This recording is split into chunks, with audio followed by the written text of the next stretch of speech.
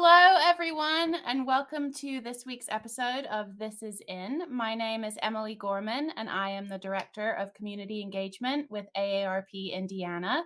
And I'm joined by. The other Director of Community Engagement with AARP Indiana. I'm Addison Pollock. Nice to be with you, Emily. Nice to be with our audience today. I'm so glad that you're here. I'm so glad that you're back from your trip. How are you doing on this beautiful Friday afternoon? I'm doing okay. I'm a tiny bit jet lagged, but it's a beautiful day, and I'm glad to be here with our guest to talk about this exciting grant program. Me too. And so, as our viewers probably remember, earlier this summer, AARP announced the chosen grantees for the 2023 Community Challenge Grant. These are organizations from across Indiana that are making their communities more livable for residents of all ages. For those of you that have been following along with this series, we've been chatting to all of the different grantees from all over the state. And today we are traveling to the southern part of the state to speak with Kim Herberts from the RSVP Volunteer Center, located in Washington, Indiana, which is in Daviess County. So, Kim, I would like to welcome you on. Welcome to the show. How are you today? I'm great. Thanks for having me. Thanks for joining us. So I wondered if you could do a little introduction about yourself and tell us what your role is with the RSVP Volunteer Center, and what you guys have been doing. Sure.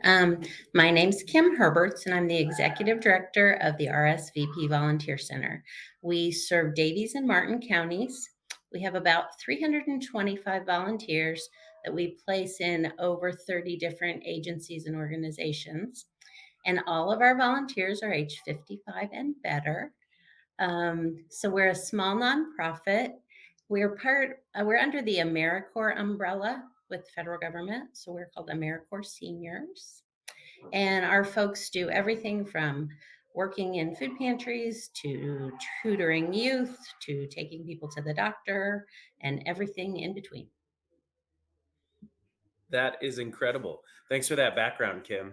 Um, as you likely know, your application stood out among more than 80 applications from organizations across the state. So we were very impressed.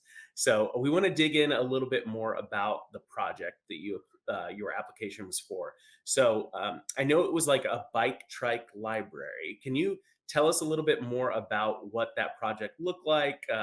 Just kind of give us some descriptions so we can kind of visualize it. Sure. So we worked with a community of lower income folks.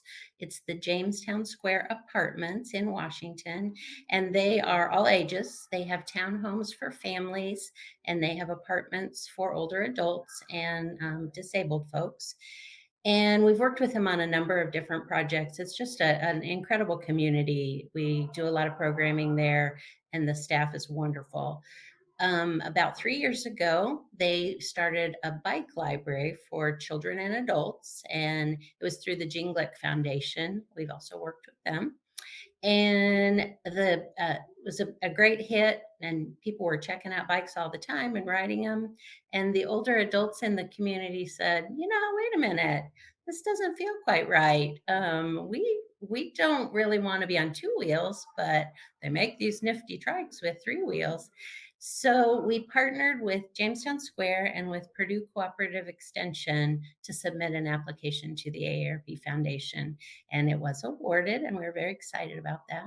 So we have 6 adult trikes, and they're fancy. They have flags and lights and locks, and it's really providing an opportunity for some of the older folks who have been limited. A lot of them don't have their own transportation, and they would rely on the city bus, but it doesn't run all the time and it doesn't go everywhere. So there are 2 grocery stores within a short distance of the facility. There's a bowling alley. It's not all that far from our little downtown. So they're checking out the trucks and riding all over. And I love it when I see them riding, and they can see their little flags from far away. So it's a really a cool project. It certainly sounds like it, and, yeah, I love hear what a great idea, what a cool idea. You kind of touched on my next question a little bit, but maybe you could tell us a little bit more. You talked about how it, it helps with transportation to grocery stores and things like that, and, the bus doesn't always go everywhere.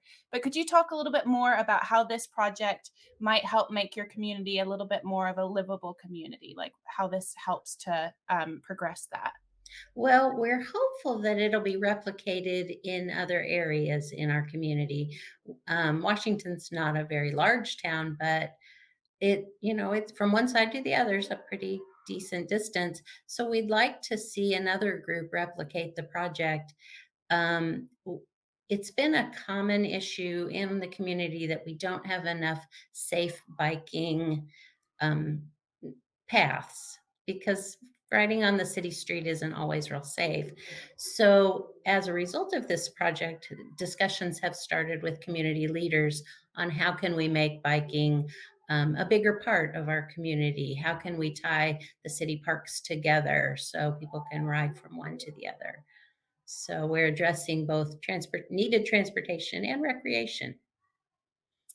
That is exactly what this grant program is about. So, starting conversations like that. So, Kim, that's incredible to hear. So, thank you for sharing that. Um, you did talk a little bit about how the 50 plus folks who are living in the facility, had commented on wanting, access to bikes. Can you talk a little bit about the intergenerational sort of aspect to this project? Do you see multiple generations of bike riders riding together? Anything like that? Well, we have.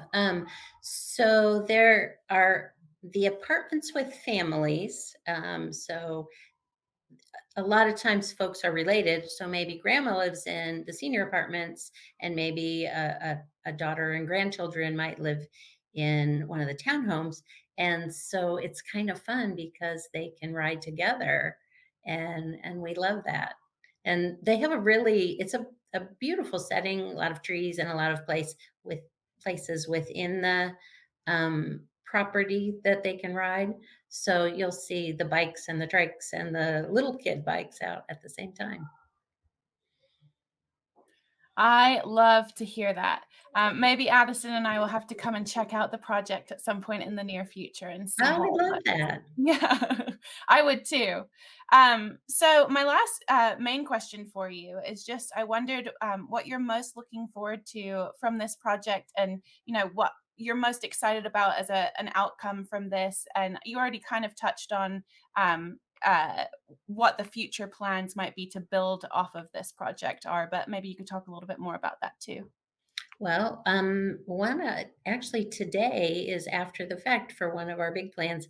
As part of the grant, we wrote for an education piece. So last night we did a health and safety fair for the community, and we brought the trikes out, and we had 14 different booths, and we were able to secure some funding for bike helmets for both adults and youth. So we gave those away at the event. And I think it's just continuing the conversation. We Our community is I think unique in that everybody really cooperates well and plays well in the sandbox. That's not the case everywhere.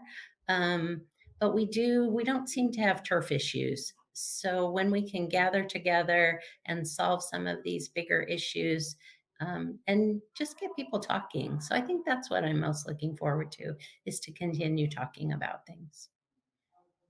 Yeah, absolutely. A lot of that is just, yeah, continued dialogue, right? Because it breaks down so many barriers. So I love the fact that you're working with the city and talking about bike and pedestrian issues and things. That's right up our alley. So we're so glad we're able to support such an important project in Washington.